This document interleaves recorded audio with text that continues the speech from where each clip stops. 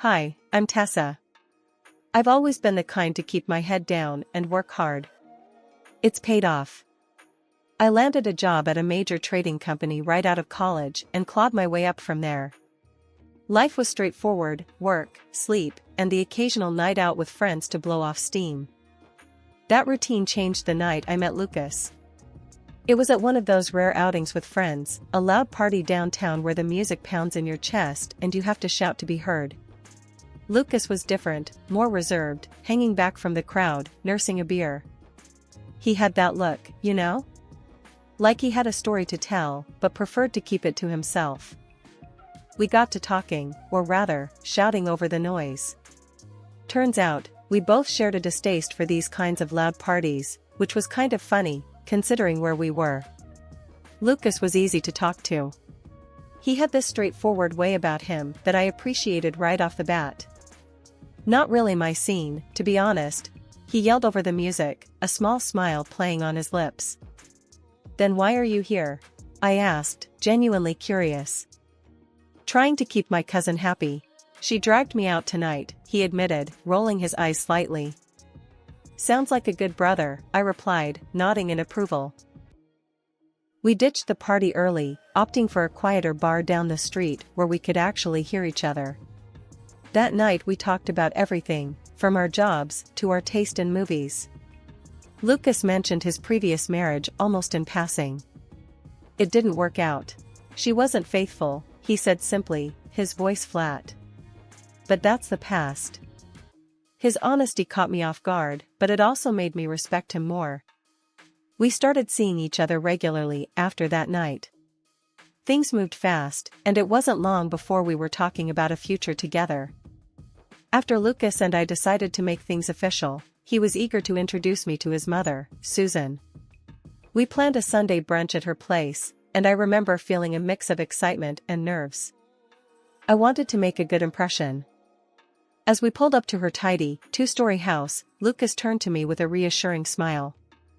"Don't worry, it'll be fine. Just be yourself," he said, squeezing my hand. The moment we stepped inside, I was hit with the smell of bacon and eggs. The house was spotless, every item in its rightful place, which told me she probably spent the better part of the morning cleaning and preparing for this. "Lucas, my boy." Susan's voice rang out from the kitchen, followed by her appearance in the doorway. She wiped her hands on her apron as she approached us. Her gaze landed on me, and it felt like she was trying to x-ray my soul. "And you must be Tessa. Heard a lot about you." "Nice to finally meet you, Mrs. Thompson," I said, extending my hand. She shook it, her grip surprisingly firm. "Call me Susan." Mrs. Thompson was my mother-in-law, and I couldn't stand her. Her blunt statement threw me off, but I laughed it off. "All right, Susan it is." We sat down at the dining table, which was meticulously set with fine china and crystal glasses, an indication of how important this meeting was to her. Susan served us, then took the seat across from me, her eyes never straying far. "So, Tessa," she started, cutting straight to the chase. "Lucas tells me you're quite the career woman." "Trading, is it? Sounds like a man's world." I wasn't sure if it was a compliment or a jab. "Yes, it's trading, and it's for anyone who's good at it," I replied, keeping my tone light. Lucas chimed in, perhaps sensing the tension. "Tessa's one of the top traders at her firm. She's really good at what she does." "That so?" Susan's voice carried a note of skepticism. "I hope you know, Lucas needs someone who's present, not stuck at the office all hours." I felt my cheeks warm up, but I kept my cool. I manage my time well. Lucas and I have plenty of quality time together. Susan hummed, poking at her food. "We'll see." I remember Lucas's ex was always busy too, until she was busy with someone else. Lucas's fork clattered against his plate. "Mom, that's enough." "Oh, relax. I'm just making conversation," Susan said, waving a dismissive hand. She then turned her attention back to me. "Tell me, Tessa, do you cook? Or should my son expect takeout every night?" "I love to cook," I said, forcing a smile. Lucas can vouch for my lasagna. Lucas nodded vigorously. It's true. She makes a mean lasagna. Well, isn't that something? Susan's tone softened a fraction. Maybe you'll have to make it for me one of these days. The rest of the meal passed with small talk about the weather and Susan's garden, which she seemed more passionate about. Every now and then, she'd throw in a pointed question or comment, testing my responses. It was like a verbal sparring match, and I was determined not to let my guard down. As we were leaving, Susan pulled me aside. Her voice was low, almost a whisper, but her words cut through the air. Listen, Tessa. My son's happiness is everything to me. I'll do whatever it takes to protect him. Remember that. I met her gaze, my voice steady. I have no intention of hurting Lucas. You have nothing to worry about. Susan studied me for a long moment, then nodded slowly. We'll see, won't we? After the brunch with Susan, I thought maybe things would settle down, but I was way off. Lucas's work required him to travel a lot, which meant I was home alone often. Susan saw this as her chance to really crank up her watch over me. It started with unexpected visits. The first time it happened, I was working from my home office when I heard the doorbell. I opened the door to find Susan standing there, her face set in a stern expression that didn't promise anything good. Tessa, just in the neighborhood, she said, brushing past me into the house as if it was her own. Thought I'd drop by. I masked my annoyance with a tight smile. Nice to see you, Susan. What brings you here? Oh, just making sure everything's alright here while my son's away, she said, already wandering into the living room, eyeing everything critically. Her visits became more frequent, and each time, Susan had something to say about how I kept the house. It was like living under a microscope. One day, she walked into the kitchen while I was prepping dinner and started rifling through my pantry. Just seeing what you feed my son when he's home. You know processed foods are no good, right? She commented, holding up a box of pasta like it was evidence in a trial. But it didn't stop at home visits. I started noticing Susan around places I frequented, the grocery store, the gym, even the cafe near my work. It was getting creepy. One afternoon, I confronted her. She was, coincidentally, at the same grocery store as me, pushing her cart down the aisle I was in. Susan, this is the third time this week I've run into you like this. What's going on? She played innocent, a sly smile tugging at her lips. What, can't a woman do her shopping? Not at the exact same places and exact same times as her daughter-in-law, consistently. What are you trying to do, Susan? Her smile faded, and she leaned closer, her voice low and harsh. I'm keeping my eyes open, Tessa. You can play the perfect wife all you want, but I know about your desire to cheat on my son. Every encounter left me more frustrated and angry. It wasn't just the invasion of my privacy, it was the constant tension, the expectation of having to defend myself against imaginary accusations. Over time, Susan's eyesight had gotten worse, something about her age and her health stacking the odds against her. The doctor had given her glasses, but she hated them. Said they made her feel old and irritated her nose. She'd put them on and take them off, fussing and fuming, and more often than not, she'd just leave them somewhere and forget. Because of that, she saw very poorly, which only added fuel to her naturally suspicious nature. With Lucas away on another one of his frequent business trips, I had grown accustomed to handling things on my own, including dealing with Susan's relentless scrutiny. One evening, feeling a bit cooped up and in need of a change of scenery, I made plans to meet my brother, Jake, for dinner. It was a casual meet-up, nothing fancy, just a chance to catch up with family and unwind. I chose a little outdoor restaurant with a nice terrace that wasn't too far from where I worked. Jake arrived first, and I spotted him at a table, waving me over with a big grin. Hey, sis, he called out as I approached. His face was all bright and cheerful, the typical big brother ready to tease or share a joke. Hey, Jake. It's been too long, I said, giving him a quick hug before sitting down across from him. We ordered some food and drinks, and the conversation flowed easily, as it always did with Jake. We talked about work, family, and some of the latest movies we'd both seen. It was nice, relaxing, and exactly what I needed. As the evening wore on, we wrapped things up. Outside the restaurant, we stood up to say goodbye. I gave Jake a friendly hug, just a normal sister-brother moment. When I got home later that night, the house was dark and quiet. But as I turned on the light in the living room, I nearly jumped out of my skin. There was Susan, sitting on my couch, a smug look plastered across her face, and holding what looked like a digital camera. "What the hell, Susan? What are you doing in my house at this hour?" My voice was a mix of anger and shock. She rose from the couch, holding up the camera. "Gotcha," she said, her voice dripping with a venomous triumph. "Got what, exactly?" I snapped, my patience thinning rapidly. "This." She thrust the camera in my face, showing a photo of Jake and me hugging. "Caught you red-handed with your lover." I rolled my eyes, tossing my keys on the table. "I was with my brother, Jake. We had dinner. That's it." Susan snorted, a harsh, mocking sound that made my hands clench into fists at my sides. "Sure, your brother. I know what I saw." "Oh, really? And what did you see with those failing eyes of yours?" I snapped back, my patience at its breaking point. Her face flushed with anger, and she fumbled with the camera, finally shoving it in my direction. "See for yourself." I took the camera, half expecting some blurry photo taken from a distance, but there it was, a clear shot of Jake and me, mid-hug, smiling. Just a brother and sister enjoying a nice evening out. I couldn't help but laugh, which only seemed to infuriate her more. "What's so funny?" she demanded, her voice rising. "Here, look." I handed the camera back to her. "Put on your glasses, Susan. It's just me and Jake." For a moment, she hesitated, then, muttering under her breath, she dug in her purse and pulled out her glasses.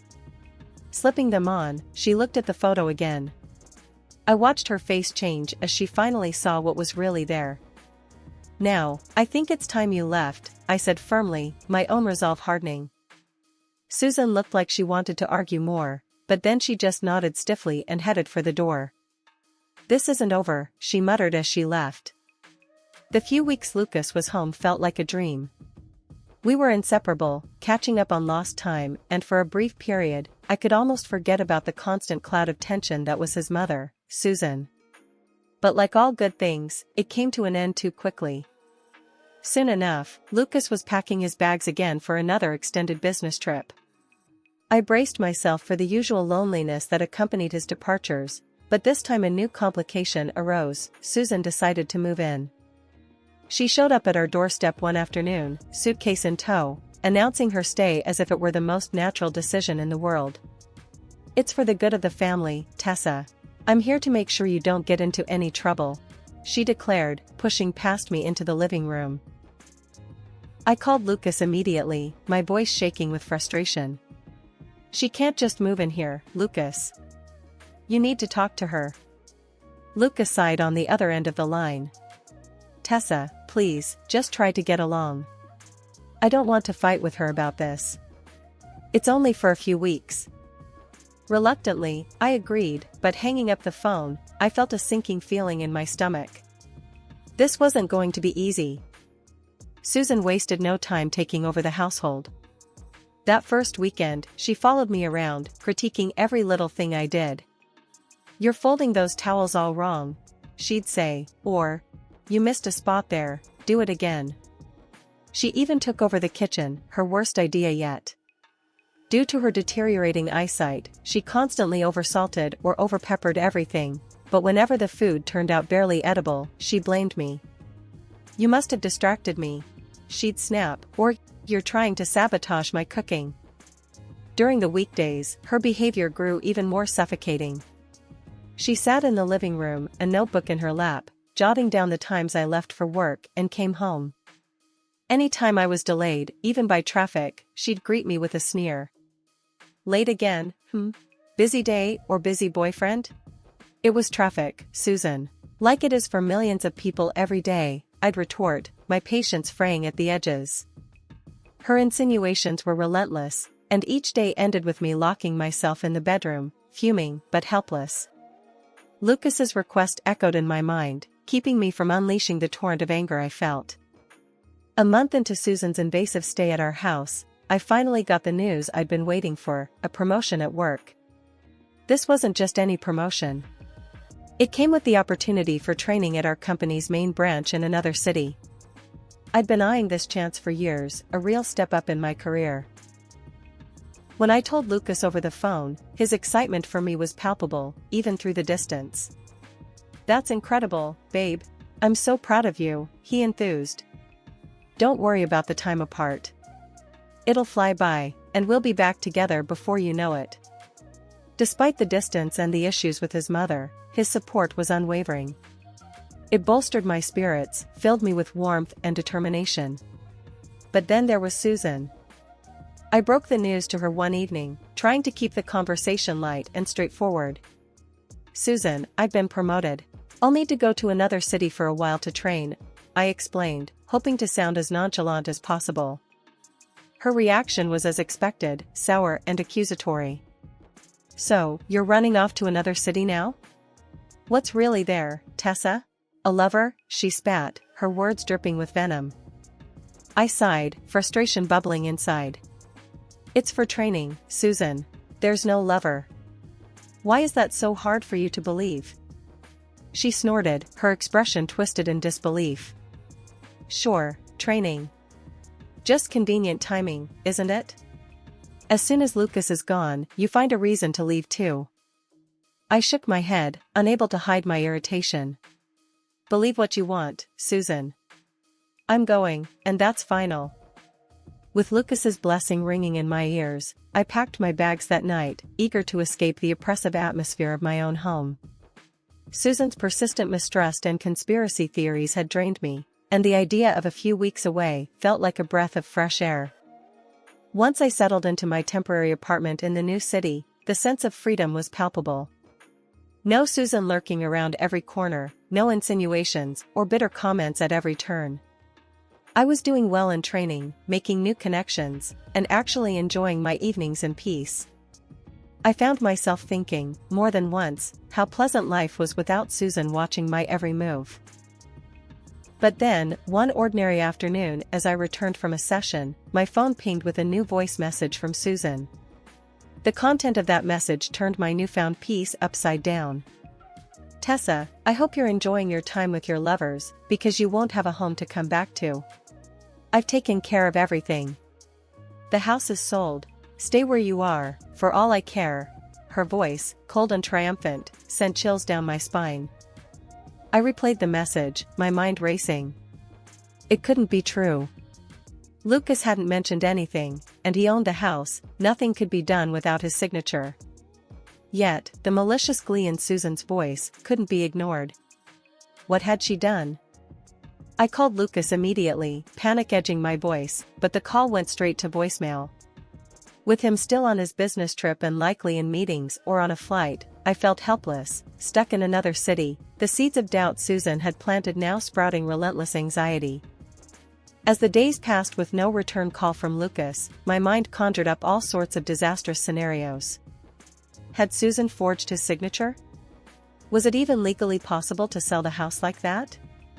The questions tormented me, gnawing at my focus and sleep. Despite the turmoil, I forced myself to continue with the training. I had worked too hard to let Susan's potentially empty threats derail my progress here. By the end of the training program, I was mentally exhausted, not just from the courses, but from the emotional roller coaster Susan had sent me on.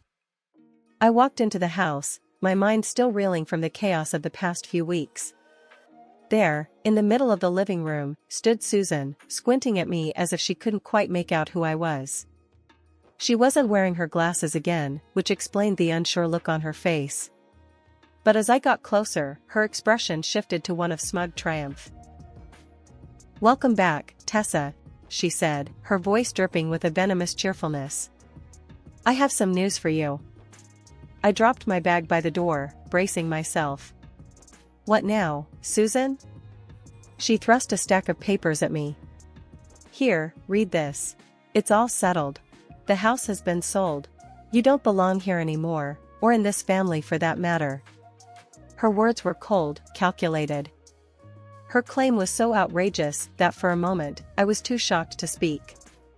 What are you talking about? Lucas would never agree to sell our house without discussing it with me first. Oh, but he did. And he's tired, Tessa. Tired of your endless affairs, she added, a harsh edge to her voice.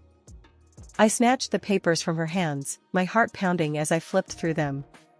My eyes scanned the document quickly at first, then more carefully as something caught my attention. A laugh escaped my lips, not from amusement but from sheer disbelief. Susan looked at me, puzzled and clearly irritated. What's so funny? Here, I said, pushing the papers back into her hands. Put on your glasses and read it aloud. Read what you've signed. Reluctantly, she fumbled for her glasses, put them on, and started reading. This agreement, made and entered into this day by and between. Her voice faltered as she continued, the realization dawning slowly. This isn't a sale contract. It's a loan agreement for consulting services?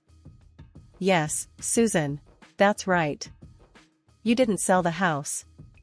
You signed up for a high-interest loan from some scam artists who took advantage of you. Susan's face went pale, her hands trembling as she held the document. But I thought I was selling the house. There was an ad in the paper, and the man was so convincing. He said it could all be done without bothering Lucas with the details, that it was better this way. You thought you'd sell my house out from under me? Without even a real check on what you were signing? I was incredulous, anger and disbelief warring within me. Tears started streaming down her face, her earlier composure crumbling. I just wanted to protect my son from you and your infidelities. I didn't mean for this to happen. I forgot my glasses, and everything seemed so legitimate. I stared at her, the weight of everything she'd put me through bearing down on me. Susan, you have gone too far this time. You need to leave. Now. With a heavy heart but a clear resolve, I watched as Susan packed a few belongings into her bag, still sobbing, still muttering apologies. As she walked out the door, I felt a mixture of relief and sadness. When Lucas returned from his business trip, I had a lot to tell him. As soon as he put down his bags, I started to unload everything that had happened, from Susan's attempted deception to the fake documents. He listened, his face growing tighter and more serious with every detail I shared. After I finished, he was quiet for a long moment, just staring at the ground. Then, he looked up, his jaw set. This is unbelievable. It's time we taught Mom a serious lesson. What she planned to do was way out of line, he said, his voice firm and angry. However, the next day, after a tearful confrontation with Susan, where she pleaded ignorance and desperation, Lucas decided we needed legal advice. We consulted a lawyer to understand the full implications of what Susan had done. The lawyer was pretty clear. From a legal standpoint, your mother-in-law voluntarily took out that loan and signed the contract. She's liable for the repayment, he explained in a no-nonsense tone. Susan's face when she heard that news was something I could never forget. She had thought she could manipulate her way out of the situation, but reality hit hard. She was on the hook for a significant amount of money, and there was no easy way out. She had to find a job, and fast. Within weeks, she started working 2 shifts, just to make ends meet. With Susan now occupied and no longer having time to meddle in our lives, Lucas and I finally found some peace. We decided it was a good time to take a break, to give ourselves a chance to heal and bond again after the chaos. We went to Hawaii for a second honeymoon, and it was blissful. We talked a lot about our future during those long, leisurely walks along the beach. I think we're ready to think about having a baby, don't you? Lucas said one evening, the sunset casting warm glows on his face. I smiled, feeling a mix of excitement and nerves. Yes, I do. Let's enjoy being us for a bit longer, and then let's go for it. Sounds perfect, he replied, kissing me gently. Now, back from Hawaii, life feels lighter, simpler. We spend our weekends planning the garden, redecorating the house, just enjoying each other's company. Lucas supports me in everything, including my career and our future family plans. We've discussed timelines, how we're going to manage our work-life balance, and how excited we are to be parents. It's a new chapter for us, one that's filled with hope and looking forward.